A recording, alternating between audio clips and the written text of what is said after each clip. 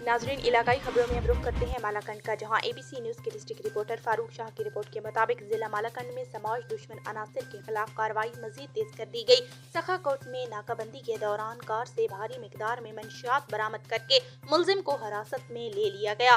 Commandant Levi's Hamid Rahman की खुसूसी हिदायत पर जिला भर में मंशियात फिरोशी और समाज दुश्मन अनासर के खिलाफ ऑपरेशन मजीद तेज कर दिया गया।